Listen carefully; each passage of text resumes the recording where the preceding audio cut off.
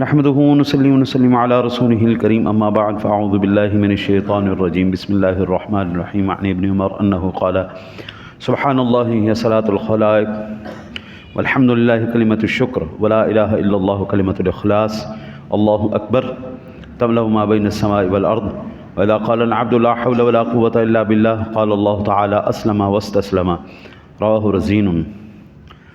حضرت ابن عمر رضی اللہ تعالی عنہ سے روایت ہے، آپ نے فرمایا کہ سبحان اللہ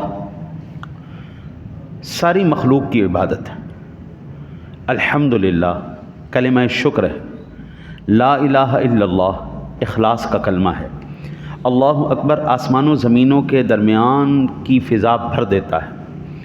اور جب بندہ کہتا ہے لا حول ولا قوة الا باللہ تو اللہ تعالیٰ فرماتا ہے میرا بندہ مطیع ہو گیا اور اپنے کو میرے سپرد کر دیا۔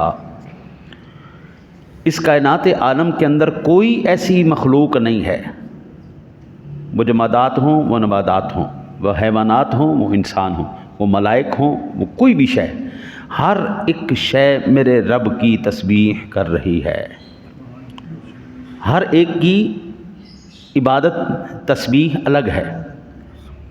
درختوں کو ہم سمجھتے ہیں یہ بے جان ہے، نہیں، سن 2000 یہ پچھلا سال جو ہے 24 2024 کی بالکل ابتدا میں ایک نئی ریسرچ آئی تھی کہ جس طرح ہم سنتے ہیں، ہماری میموری ہے، ہمارا دماغ، اس طرح پودوں کا بھی دماغ ہے، اور نئی جاسوسی کے آلات میں اب سب سے زیادہ کارآمد اور سب سے بہترین جو ذریعہ ہے جاسوسی کا وہ یہ درخت اور پودے وغیرہ ہیں۔ انہوں نے یہ ریسرچ کی کہ جناب تمام یہ پودے ایک دوسرے سے بھی باتیں کرتے ہیں، اور یہی بات قرآن و حدیث کے اندر صدیوں پہلے اللہ تعالیٰ نے ہمیں بتا دیا تھا، وہ اللہ کے بندے ہر شے میری مخلوق ہے اور وہ میری عبادت کر رہی ہے، میرا ذکر کر رہی ہے۔ درخت بھی، زمین بھی، پتھر بھی، پہاڑ بھی، کائنات کی ہر شے میرے رب کی تسبیح کر رہی ہے۔ اس کا ثبوت ہمیں قرآن پاک سے ملتا ہے وَإِن مِّن شَيْءٍ إِلَّا يُسَبِّحُ بِحَمْدِهِ، اور کوئی چیز نہیں جو اسے سراہتی ہوئی اس کی پاکی نہ بولے۔ ایک مقام پر میرے مالک نے ارشاد فرمایا قد علم صلاته وتسبیحہ، سب نے جان رکھی ہے اپنی نماز اور اپنی تسبیح۔ بابا جس طرح ہمارے اوپر نمازیں فرض ہیں، ہمارے اوپر عبادات فرض ہیں، اسی طرح اللہ نے ہر مخلوق کے اوپر لازم کر رکھا ہے، ہر ایک کی اپنی عبادت ہے، ہر ایک کا اپنا مقام ہے، تسبیح ہے۔ اور یہ حضرت جی ہونا بھی تو چاہیے نا، حق بھی تو یہی ہے نا کہ ہر مخلوق اپنے خالق کو تو جانے، اصل تو اللہ کی معرفت ہے نا۔ کائنات میں کوئی بھی شے ہے وہ اللہ تعالیٰ کی، آپ اندازہ کریے حضرات اولیاء اللہ ایسے گزرے ہیں جو ان تسبیحوں کو سنتے تھے۔ بابا جس کے کان چغلی سے پاک ہیں، جھوٹ سے پاک ہیں، دغے سے پاک ہیں، وہ جھوٹ نہیں بول رہا، وہ چغلی نہیں کر رہا، وہ لغو گوئی نہیں کر رہا، اس نے کانوں کو پاک رکھا ہوا ہے، دماغوں کو پاک رکھا ہوا ہے، تو پھر کیسے نہ اللہ کی مخلوقات کی تسبیحات سنیں؟ ہمارے بزرگوں کے اندر یہ کون سی ایسی خاصیت تھی کہ وہ کشف القبور کے جو منزلوں پر فائز تھے، یعنی قبروں کے اندر کیا ہو رہا ہے وہ بھی دیکھ سکتے تھے۔ صحابہ، یہ کہتے ہیں صحابہ نہیں، میں کہتا ہوں صحابہ کرام علیہم الرضوان جو لقمہ کھاتے تھے نا جی، وہ لقمے کی تسبیح بھی سنا کرتے تھے کہ لقمہ کیا تسبیح کر رہا ہے۔ سبزے کی تسبیح کی برکت سے عذاب قبر سے نجات ملتی ہے، یہ حدیث پاک سے ہمیں ثبوت ملتا ہے۔ حضور تشریف لے گئے، 2 قبر والوں پر عذاب ہو رہا تھا، حضور نے ایک ٹہنی توڑی، آدھی اس کے اوپر رکھ دی، آدھی ایک قبر کے اوپر رکھ دی۔ حضور نے فرمایا یہ دونوں قبر والوں کو عذاب ہو رہا تھا اور کوئی بڑی وجہ سے عذاب نہیں ہو رہا تھا، ایک چغلی کرتا تھا، ایک پیشاب کے قطروں سے نہیں بچتا تھا، پیشاب کرتے ہوئے قطروں سے نہیں بچتا تھا، وہ اڑ کے چھینٹے اس کے کپڑوں پر آ جاتے تھے، اور ایک چغلی سے نہیں بچتا تھا، دونوں کو عذاب قبر ہو رہا تھا۔ میں نے یہ دونوں جو سبز رکھی ہیں ٹہنیاں، جب تک یہ سبز رہیں گی اللہ کی تسبیح کرتی رہیں گی، اور اس وقت تک ان قبر والوں کو عذاب سے نجات مل جائے گی۔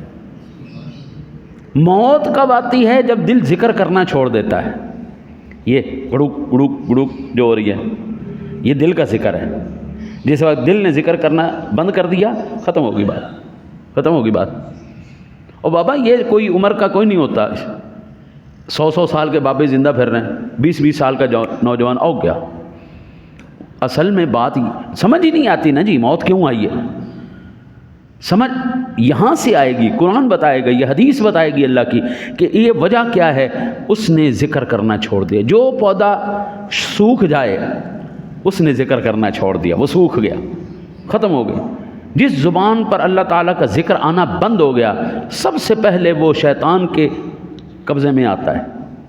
شیطان اس کو گرفتار کرتا ہے. پھر اس کے بعد جب اس کے اعضاء ذکر الہی کرنا چھوڑ دیں، بس ختم ہو گئے، جاؤ چھٹی کرو.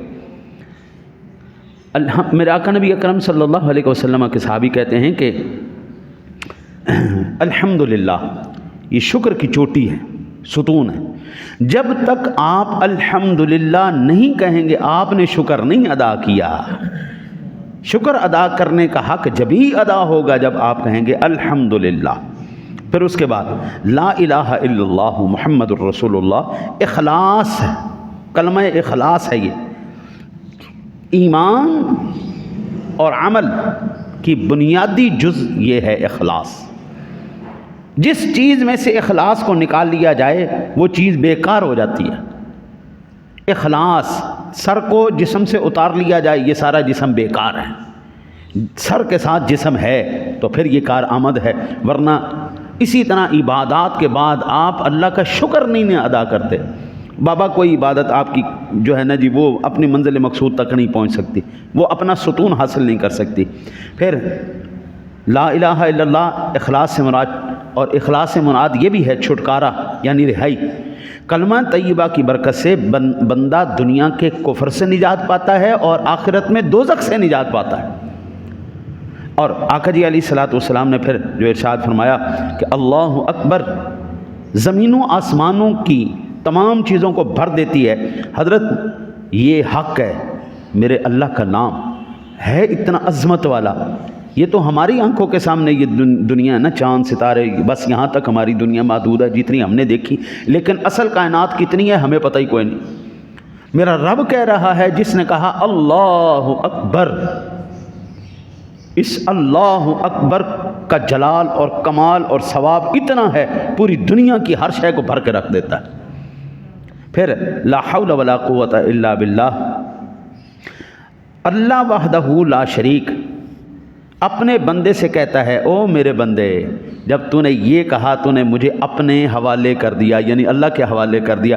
حضرت بس کائنات ساری میری مخالف ہو جائے، مجھے ایک ٹیڈی پیسے کا پرواہ کوئی نہیں، صرف اللہ میرے ساتھ ہونا چاہیے، میرا رب سونا میرے ساتھ ہے. حضرت کائنات مجھے جہاں ذلیل کرنے جائے گی ان کا وہ ذلت کا سبب میرے لیے اللہ عزت کا سبب بنا دے گا. کائنات میں اگر ساری کائنات آپ کی تابعدار ہے لیکن اللہ نہیں آپ کے ساتھ، تو پھر بابو سوائے ذلت اور پھر سونے کو بھی ہاتھ لگاؤ گے مٹی ہو جائے گا. اللہ ساتھ ہے، مٹی کو ہاتھ لگاؤ گے سونا بن جائے گا. دنیا میں ایسے ایسے اللہ کے نیک بندے ہیں حضرت جی جن کی پوری دنیا میں عزتیں ہیں، احترام ہے. حضور سیدی غوث اعظم رضی اللہ تعالیٰ عنہ کی ذات گرامی کو دیکھیں. ایک زمانہ گزر گیا، آپ کو وصال فرمایا. حضور سیدی داتا علی اجمیری رحمۃ اللہ تعالیٰ علیہ کو دیکھ لیں، ایک زمانہ ہو گیا، 1000 سال کے قریب ہو گیا آپ کو وصال فرمائے. لیکن کیا ان کی عظمت میں، ان کی عزت میں، ان کے احترام میں کوئی کمی آئی؟ جتنے بھی ان کے خلاف بکواس کرنے والے تھے کتنے گئے؟ مر گئے، کھپ گئے. کتابیں لکھنے والے مر گئے، خط گئے، ختم ہو گئیں. لیکن ان کی عزتیں سلامت ہیں. وہ خود ذلیل کرنے والے، رسوا کرنے والے خود رسوا ہو گئے، ذلیل ہو گئے، ختم ہو گئے. لیکن اللہ والوں کی شانیں اسی طرح چمک رہی ہیں. صدیق اکبر، عثمان غنی، حضرت عمر فاروق اعظم کو کتنی دنیا گالی نکالتی، لیکن ایمان سے بتانا وہ ذلیل کرنے والے زندہ ہیں یا ان کی عزتیں وہیں پر سلامت ہیں؟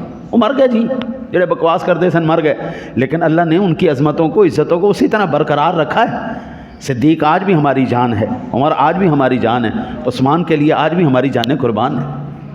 ہم حضور کے تمام صحابہ پر اپنی جانیں قربان کرنے والے. وہ سب ختم ہو جائیں گے، کیوں؟ اللہ ان کے ساتھ، رضی اللہ عنہم ورضوا عنہ. اللہ تعالیٰ نے ان کو یہ سرٹیفکیٹ جاری کیا، میں تم سے راضی ہو گیا. اللہ نے سرٹیفکیٹ جاری کیا، جناب بلے بلے سبحان اللہ. بس یہ ہونا چاہیے، اللہ تیرے ساتھ ہے، تیرے سارے کام سیدھے ہیں. دعا کرو اللہ تعالیٰ آپ کو مجھے عمل کی توفیق عطا فرمائے. اللہم صلی علی سیدنا